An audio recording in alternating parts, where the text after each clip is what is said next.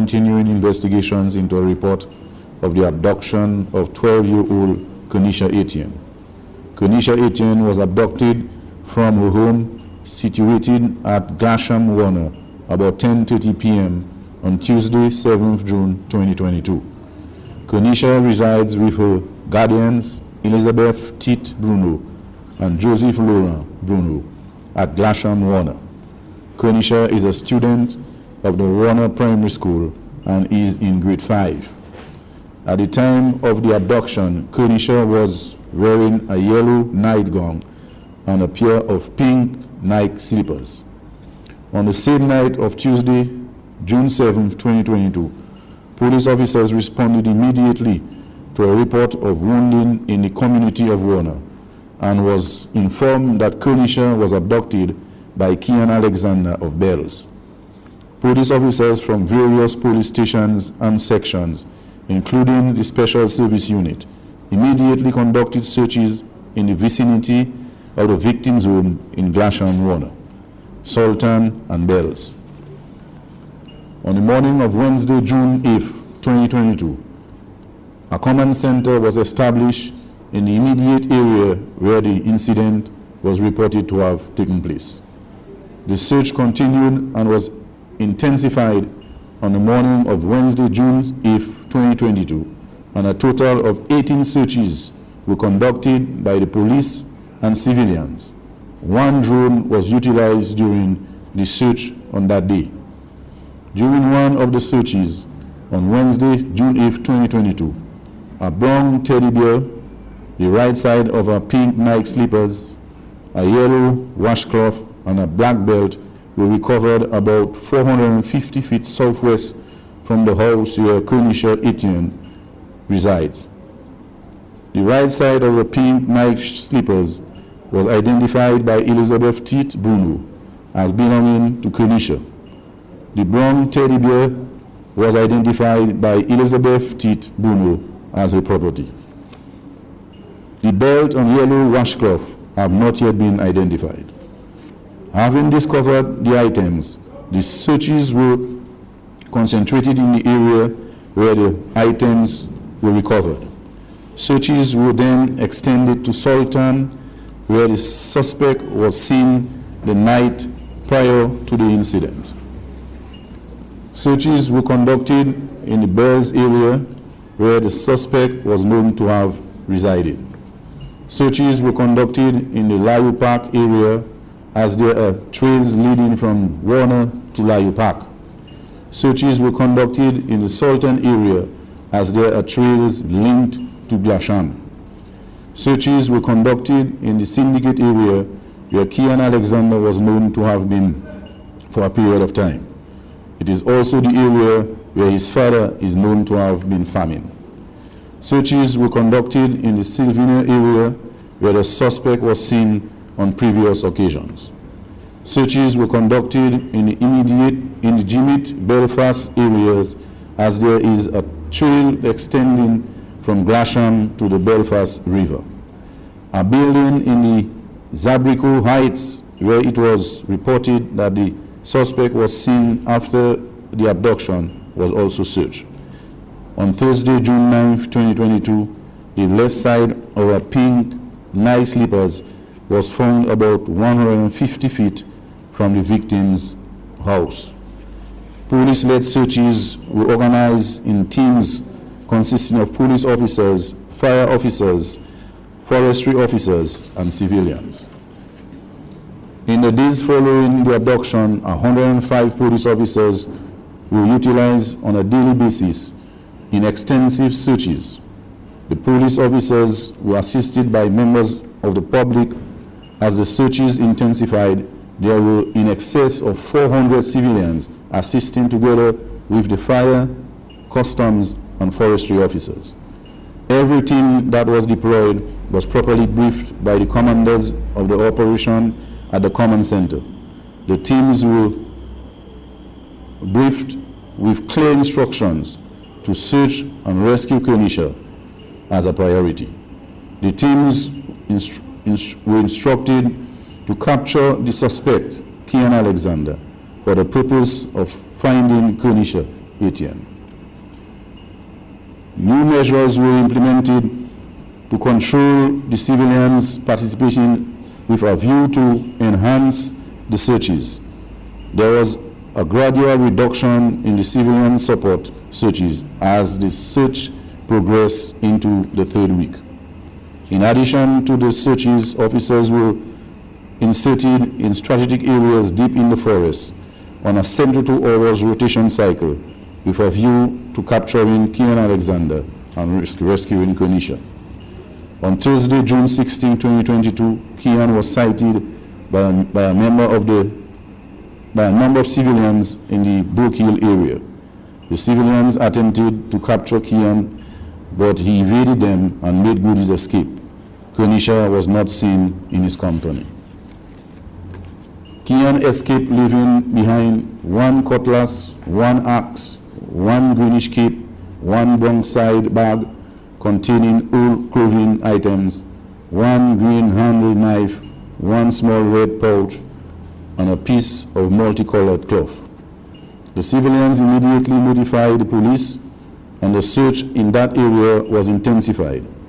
In excess of 150 police officers, fire officers, and forestry officers were deployed to the Clark Hall, Brook Hill estate where Kian was sighted. There was no further sighting of Kian on that day. Kernisha was not seen. On Friday, June 17, 2022, there was no sighting of Kian or Kernisha. On Saturday, June 18, 2022, about 10 a.m., Kian was sighted by a team of police officers and civilians who were on the search and rescue operation in the Brook Hill area.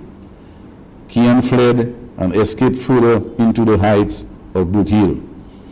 He was pursued by a team of police officers on the Governor Ridge. The officers called on him to surrender. He refused and drew his cutlass from behind his back. The officers attempted to apprehend him. Kian dashed aggressively towards one of the officers with the cutlass raised above his head. He was shot in self-defense. He sustained gunshot wounds to the lower extremities.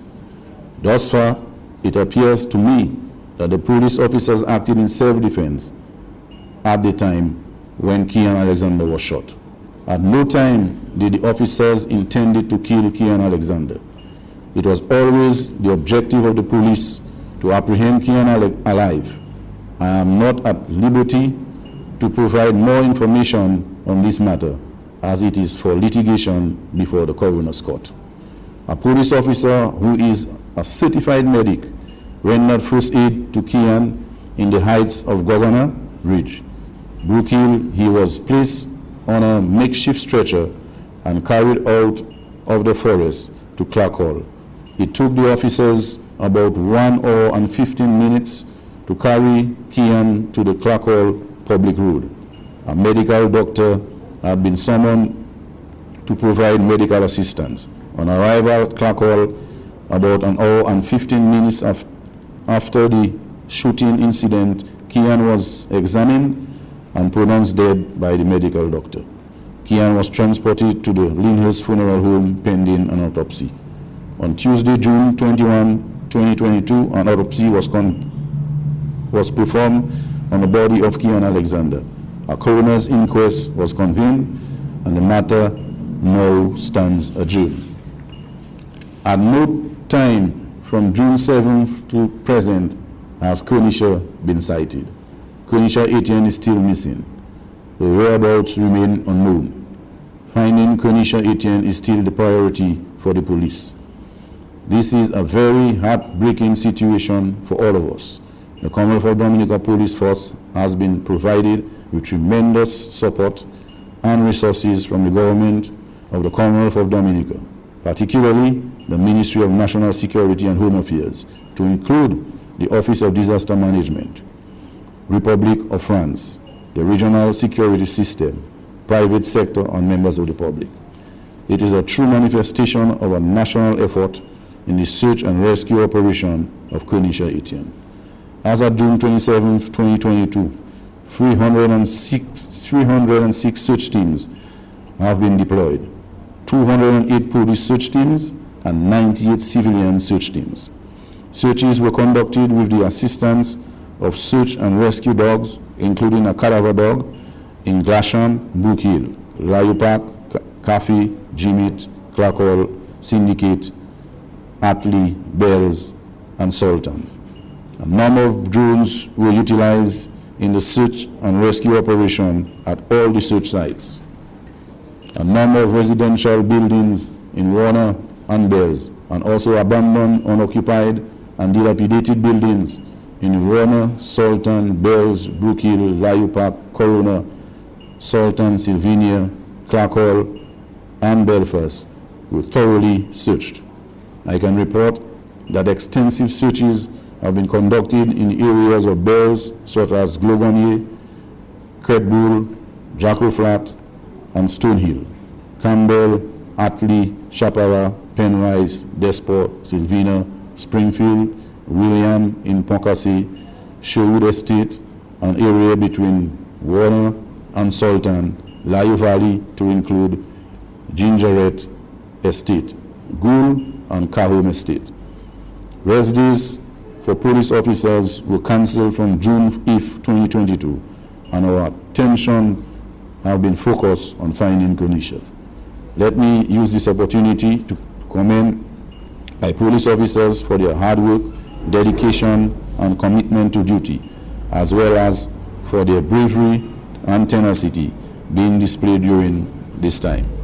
Mention must be made of the Deputy Chief of Police, Mr. Lincoln Corbett, Assistant Commissioner of Police, Mr. Davidson Valerie, and all the gazetted officers for their hard work in this operation.